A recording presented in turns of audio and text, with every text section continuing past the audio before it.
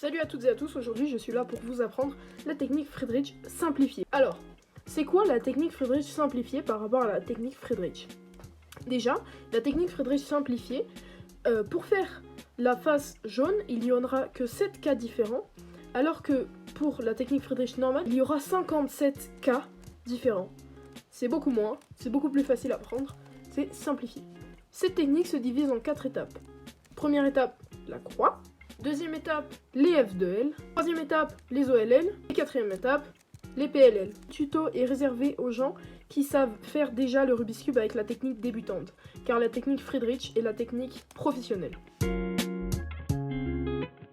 Pour la croix, la première étape, je vais pas m'attarder dessus, car la croix, c'est vraiment intuitif et normalement si vous savez faire le Rubik's Cube avec la technique débutante, vous savez plus ou moins la faire. Alors entraînez-vous à part à faire le plus rapidement la croix. Donc je vais pas m'attarder là-dessus car c'est vraiment simple. Et si vous savez faire la technique débutante, normalement vous pouvez y arriver. Alors, pour les F2L, le principe des F2L, ça va être d'aligner un coin et une arête de façon à ce qu'ils soient comme ceci, et depuis les insérer pour faire l'entièreté des F2L. Alors pour les F2L, il n'y a vraiment pas d'algorithme, c'est vraiment intuitif, mais il y a beaucoup de cas et on va les voir ensemble. Le premier cas, c'est le cas où votre coin, votre face blanche du coin pointe vers le haut. Alors ça, peu importe où elle est, si elle est là ou là, et que votre arête elle est là, il va falloir aligner votre arête comme ceci, avec la bonne couleur. Si là il y avait le rouge, ce serait ici. Et vous allez la pencher du côté opposé à la couleur du dessus. Par exemple, là c'est rouge, il ne faut pas faire ça. Sinon, hop, ce sera bien aligné. Il faut le pencher de l'autre côté, comme ça. Hop, vous pouvez la mettre, je vous remontre, là, comme ça. Et si on le penche du côté orange, donc le côté opposé, on peut venir insérer le coin, hop, comme ça, et après, le mettre ici. Deuxième cas, c'est quand votre coin, la face blanche du coin, est pointée vers vous. Comme ceci. Alors, vous allez mettre... En fait, ce qu'il faut faire, c'est ça. C'est la mettre en bas pour amener l'arête à côté et pouvoir remonter et après pouvoir l'insérer. Alors, il faut faire attention de ne pas le faire n'importe où, car là, si je le fais, là, c'est bien, mais là, j'ai perdu mon arête. Donc, en fait, il faut le faire à un endroit où là, il n'y a rien de placé. Là, c'est bon, parce que là, quand vous allez baisser, ça va rien changer. Et vous pourrez tranquillement insérer. Et le dernier cas, c'est le cas où il pointe pas vers vous, mais vers la droite. Quand vous vous mettez comme ça. Alors, pour cela, il va falloir amener cette arête ici derrière pour pouvoir faire comme ça. Et elle n'est pas directement, hop, comme ça vous l'amenez, vous l'accrochez, et il n'y a plus qu'à l'insérer directement, et voilà. Elle n'est pas directement bien mise comme ça. Pour la mettre, bah en fait, vous allez vérifier que là, que ici il n'y a rien. Bon là il y a quelque chose donc je vais me décaler. Là il n'y a rien. Comme ça je vais pouvoir baisser le truc, protéger cet angle.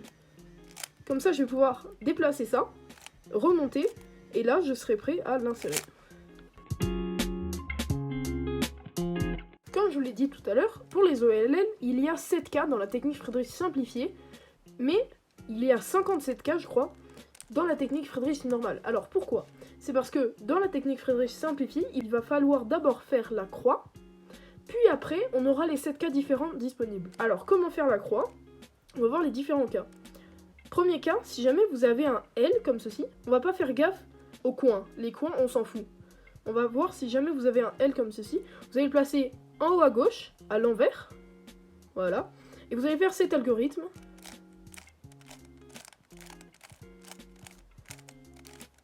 Et voilà, là vous aurez votre croix. Deuxième cas, toujours sans prendre compte des coins, c'est si vous avez une barre, vous allez la mettre à l'horizontale et vous allez faire le même algorithme que tout à l'heure, mais une seule fois.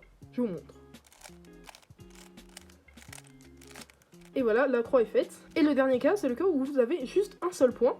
Vous allez faire l'algorithme suivant.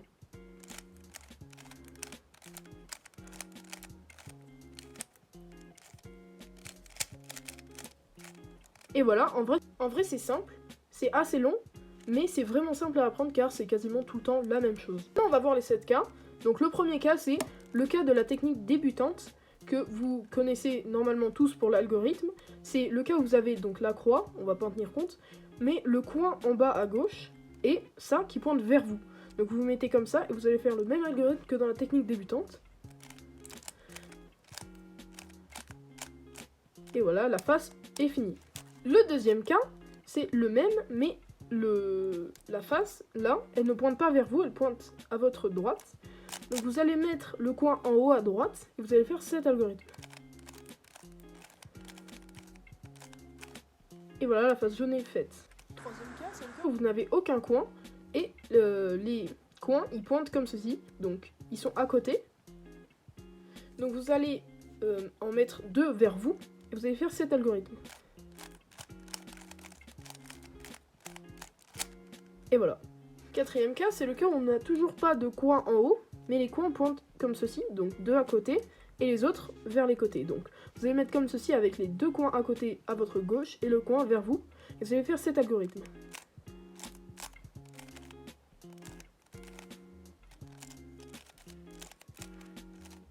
Et voilà. Cinquième cas, c'est le cas où vous avez 2 coins bien, et les 2 autres coins pointent sur les bords. Vous allez vous mettre comme ça, face aux 2 coins, et vous allez faire cet algorithme.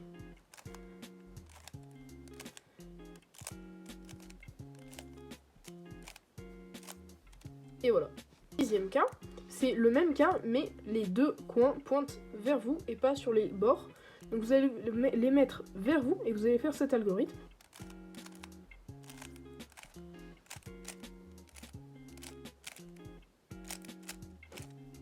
Et voilà. Septième et dernier cas, c'est le cas où vous avez les 2 coins qui sont bien à l'opposé, comme ça. Vous allez faire quasiment le même algorithme que tout à l'heure, c'est ça.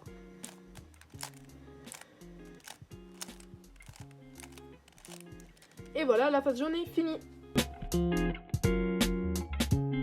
Pour les OLL, il y a 2 étapes. Et pour la première, il y a 2 cas de figure, donc 2 algorithmes. Le premier cas, et le plus courant, c'est celui où vous avez 2 mêmes arêtes bien alignées.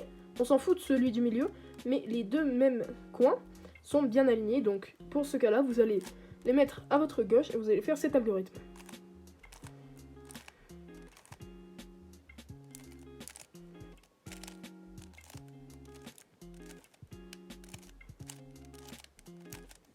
Et voilà, donc maintenant vous voyez que on est passé à l'étape suivante. Et pour le deuxième cas, le moins courant, c'est du coup celui où on n'a rien d'aligné, rien à côté. En fait là, il n'y aura pas de position exacte, on s'en fout un peu. Et on va faire l'algorithme suivant.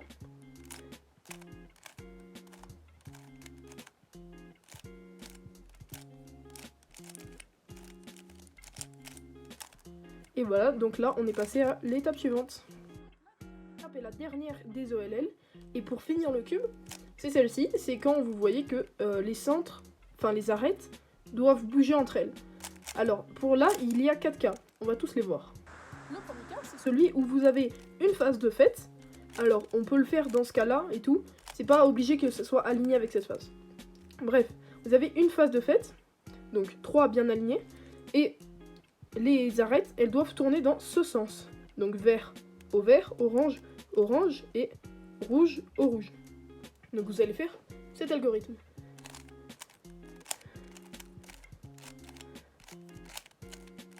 Et le cube est terminé. Deuxième cas, c'est le même, sauf que les arêtes doivent tourner dans ce sens. Donc orange, orange, vert, et puis voilà.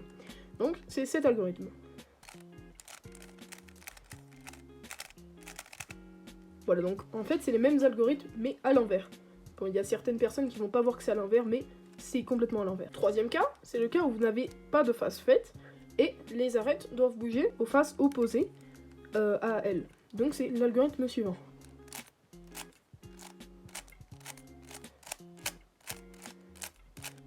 Et voilà. Et le dernier cas de figure, c'est le cas où les arêtes doivent bouger comme ceci, donc elles doivent être inversées de 2 en 2. Donc vous allez faire cet algorithme.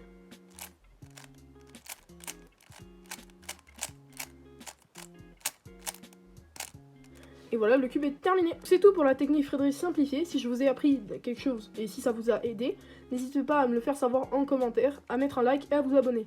Je vous dis bisous, à la prochaine vidéo.